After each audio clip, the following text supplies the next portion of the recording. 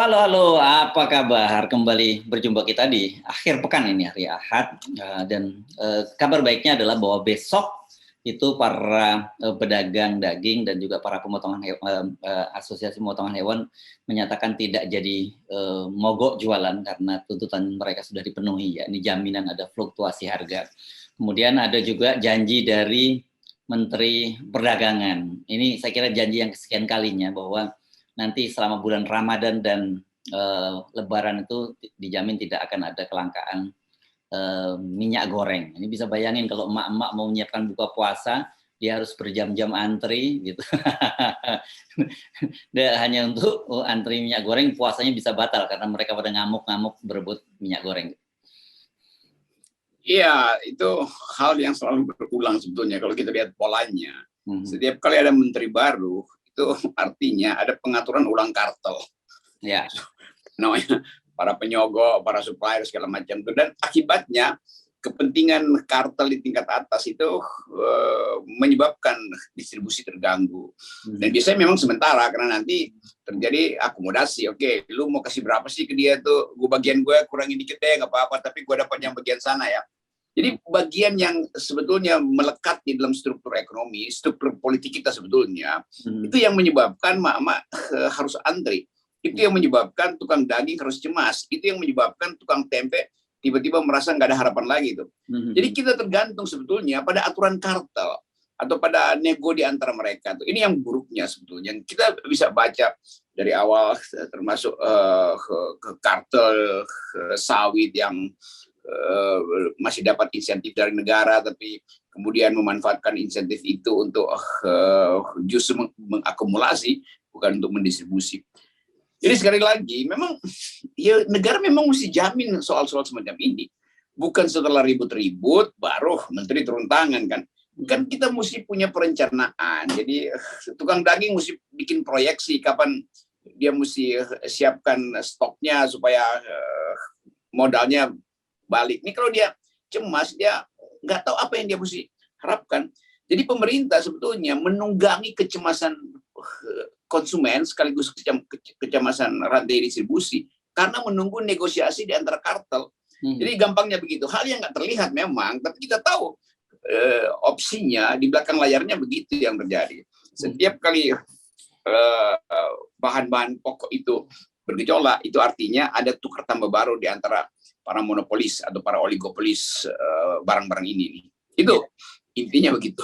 Ya, realitasnya itulah yang kita sebut sebagai deep state. Ya, itu realitasnya. Ya, deep state, negara dalam negara, bahwa sebenarnya kita harus melihatnya bahwa jangan dilihat siapa yang berkuasa. Maksud saya jangan dilihat siapa yang jadi presiden, siapa yang jadi menteri, tapi siapa sebenarnya yang berkuasa di balik presiden dan balik menteri itu semua kan.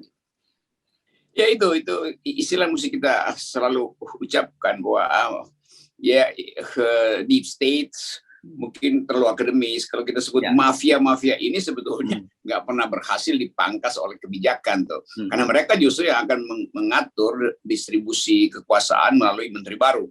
Jadi itu intinya tuh, dan presiden sebetulnya punya kesempatan bagus di awal pemerintahannya untuk menunjukkan bahwa bagian-bagian deep state ini mestinya dihabisi, diludaskan.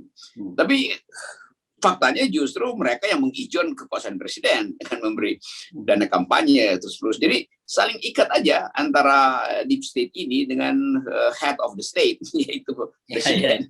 Ya. Oke, dan saya kira ini masih bagian dari pembahasan itu. Banyak orang yang kemudian bertanya-tanya pada saya gitu. Coba Bung Yesus coba dibahas dong dengan Bung Rocky. Kenapa kok tiba-tiba orang itu mereka menyebutnya menggunakan istilah Anda ini dungu berjamaah gitu. Ini berkaitan dengan permintaan agar diperpanjang masa jabatan presiden itu.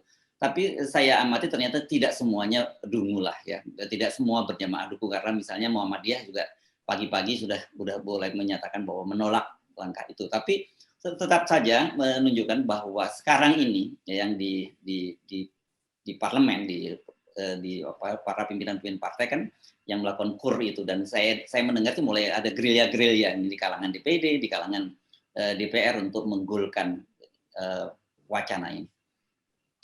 Ya, saya kira itu yang lagi dihitung oleh kekuasaan. Ya. Kan kekuasaan punya rumus, minimal berapa sih buat dukung itu. Ya. Nah, di ujungnya PDIP tentu udah berhitung juga tuh, karena itu Ibu Mega atau PDIP dengan cara yang agak patriotik menyatakan kami tidak akan mundur dari garis konstitusi itu. Kami akan berjalan lurus, itu nggak boleh ada 3 periode itu, atau perpanjangan masa jabatan atau penundaan pemilu itu. Tapi ini baru dalam upaya untuk saling gertak sebetulnya kan. Ya. Kita mau lihat bagaimana reaksi berikutnya nanti itu. Karena kalau partai-partai yang lain memang udah tunduk karena mereka disandra oleh kasus masing-masing. Nah, kita mau hitung apakah PDIP mampu untuk konsisten sementara dia disandra juga oleh beberapa kasus yang belum selesai kan. Ya, jadi ini sebetulnya pertaruhan kita tuh. Dan kita tahu bahwa kekuasaan bisa kirim si A untuk menggoda dari pintu belakang dan mengancam dari pintu depan. Kan begitu polanya kan. Tapi ormas, kalau LSM udah pasti menolak tuh.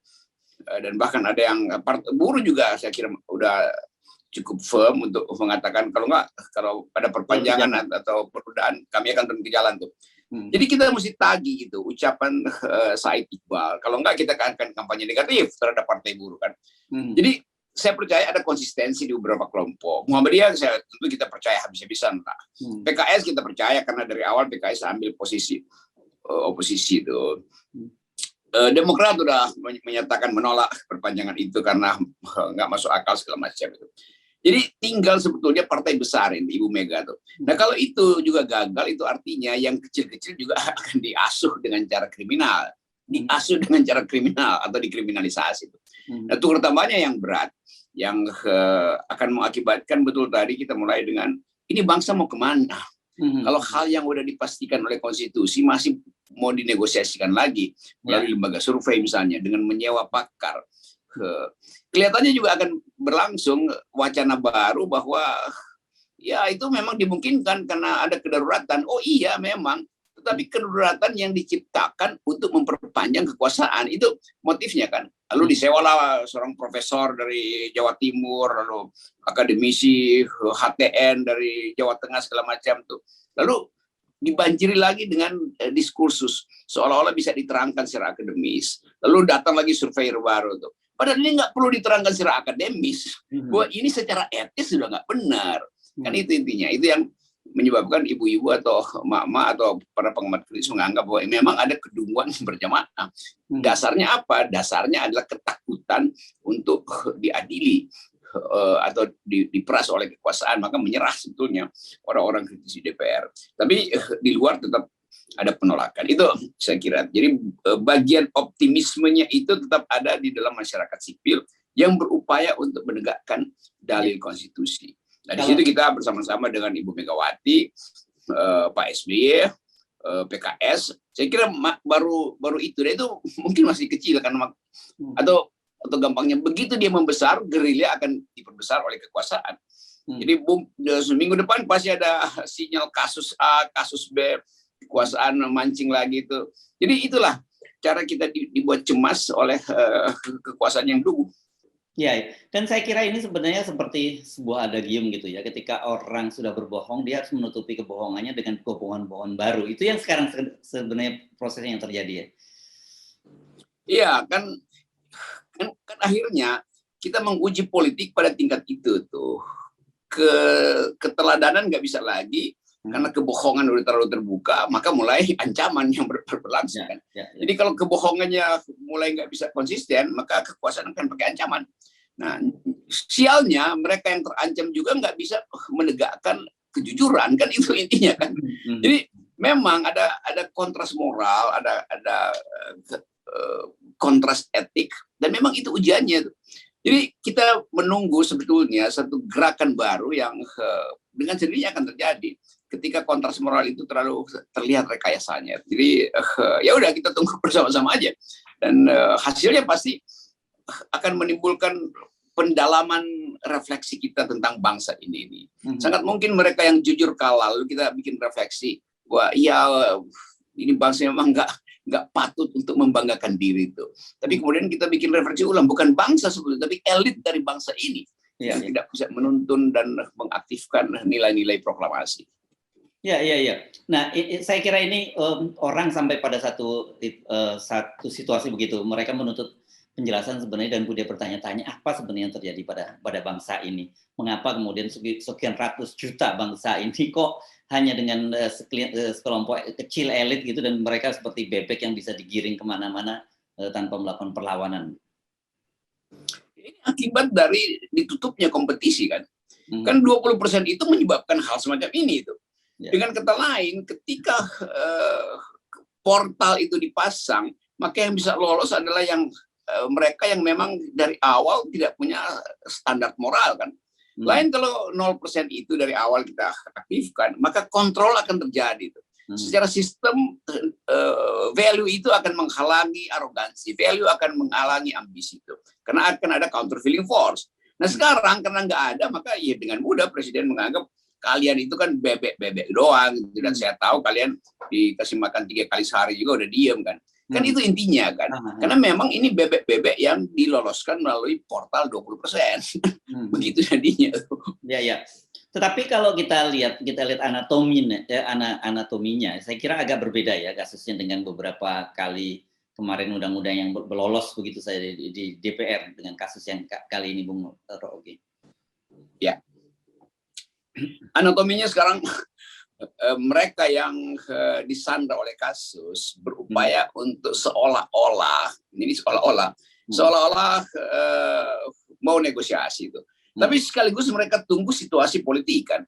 Kalau terjadi kegemparan politik karena krisis ekonomi, bisa dia yang justru tiba-tiba jadi pahlawan. Itu keadaan yang sama juga terjadi pada waktu transisi dari Orde Baru. Tiba-tiba sejumlah menteri menganggap bahwa oke, kita mesti mengembalikan jalur itu karena keadaan memang udah nggak bisa diselamatkan dan luar negeri udah memutuskan bahwa Indonesia ini harus dihukum. Kira-kira begitu sinyalnya kan. Jadi sekali lagi faktor-faktor eksternal kita lagi hitung bagaimana tiba-tiba ada semacam jebakan ekonomi politik yang terkait dengan peristiwa-peristiwa politik di luar negeri, Ukraina, di tegangan Cina Selatan masih ada, krisis Papua masih terus. Jadi sejumlah variabel eksternal sebetulnya lagi menunggu untuk diuji juga tuh. Bahwa variabel-variabel eksternal ini bisa menyebabkan orang berubah lagi tuh. Yang tadinya sebetulnya pengecut tiba-tiba seolah-olah sadar lalu bergabung bersama LSM kan.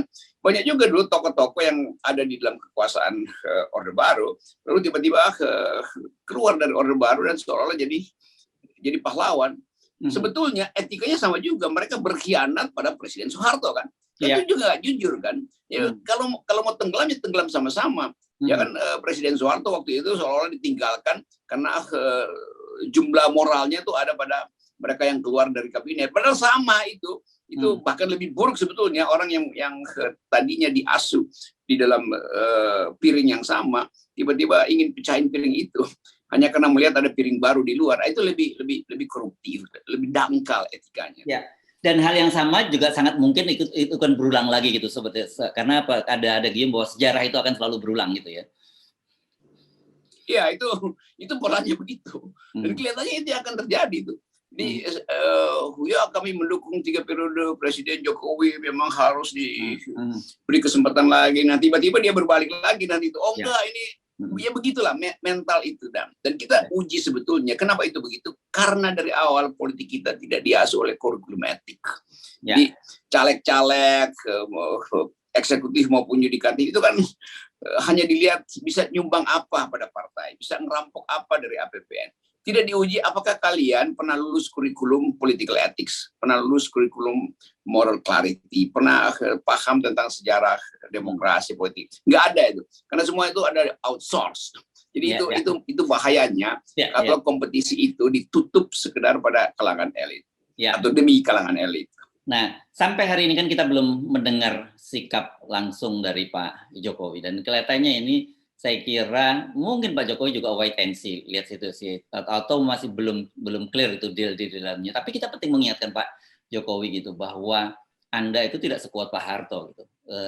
Dan Pak Harto pun akhirnya akan jatuh juga gitu. Dan saya kira kita pengen juga Pak Jokowi itu berakhirnya husnul khotimah lah gitu, tidak mengulangi lagi kejatuhan dari pemimpin-pemimpin sebelumnya. Saya kira Pak Jokowi sekarang justru lagi ngintip peluang untuk lebih banyak orang yang survei yang mengeluhkan beliau gitu kan. Karena memang beliau nggak ngerti bagaimana dia mau diselamatkan nanti dalam transisi. Kalau ternyata prosedur konstitusional akan menghalangi dia. Jadi saya anggap kalau dia presiden, dia tentu seorang tokoh politik. Nunggangi opini publik lagi berpihak pada beliau, maka dia justru ngintip kemungkinan diperpanjang dan itu akan menguntungkan dia bisa konsolidasi dulu sebelum proses politik membatalkan dia tuh. Itu kalau dia presiden sebagai politisi, tapi dia juga ada kepala negara yang mesti merawat ide konstitusi. Jadi mestinya kalau otaknya bermoral, Pak Jokowi mesti udah kasih ucapan pidato bahwa saya kepala negara, sebagai presiden saya tentu berambisi untuk memperoleh limpahan kekuasaan baru. Tapi sebagai kepala negara saya tahu ini berbahaya bagi negara. Ini melanggar konstitusi. Maka saya tegaskan aja, nggak usah ada yang berupaya untuk membujuk saya masuk dalam 3 periode atau bahkan memperpanjang dengan menunda pemilu. Itu kalimat nggak keluar, udah 2 minggu itu dibicarain. Itu artinya beliau juga berupaya untuk menahan diri sebagai kepala negara dan memperbanyak ambisi sebagai kepala pemerintahan kan. Itu buruknya tuh. Kalau dia etis dan dia paham konstitusi, mestinya dari kemarin 2 hari lalu dia udah tampil di publik, di jajaran kabinet, dia bikin aja konferensi pers lengkap dengan kabinet yang isinya partai politik dan dia pidato kasih vision of the nation, bahwa saya tidak ingin konstitusi dikhianati itu. Ide perpanjangan itu melanggar konstitusi. 2 kalimat pendek, tapi dia nggak mau sebutin kan. Artinya dia berambisi juga untuk dapat limpahan sesuatu yang inkonstitusional. Itu yang mesti kita pelajari dari awal. Oke, jadi semakin lama Presiden Jokowi tidak memberikan statement, itu akan semakin dugaan publik bahwa, atau bukan dugaan, bahwa tudingan publik bahwa sebenarnya semua ini adalah rekayasa dari Pak Jokowi, itu akan jadi dapat pembenaran. Ya betul, jangan sampai ada juru bicara bilang itu Pak Jokowi kok nggak begitu pikirannya, kalau nggak begitu kenapa nggak ngomong, begitu kan? Dan sebetulnya itu bahayanya, sejarah menunggu loh, bahwa satu waktu terjadi keretakan kecil, maka dianggap bahwa Presiden Jokowi melanggar konstitusi, maka terbuka impeachment, dan mereka yang sedang mendukung Jokowi juga bisa pasang jebakan Batman itu. Di ujung mungkin mereka yang sekarang lagi menjilat akan bilang kita impeach aja tuh. Karena memang melanggar konstitusi. Yang beginian, yang kotornya politik biasa seperti ini. Dan kita tahu otak-otak di mana yang punya kekotoran yang paling tebal. Oke, baik Bung Rocky, terima kasih banyak. Jangan lupa tetap 0%. Sekali lagi 0% dan FNN hanya ingin mengajarkan politik ethics, bukan intrik. Yes.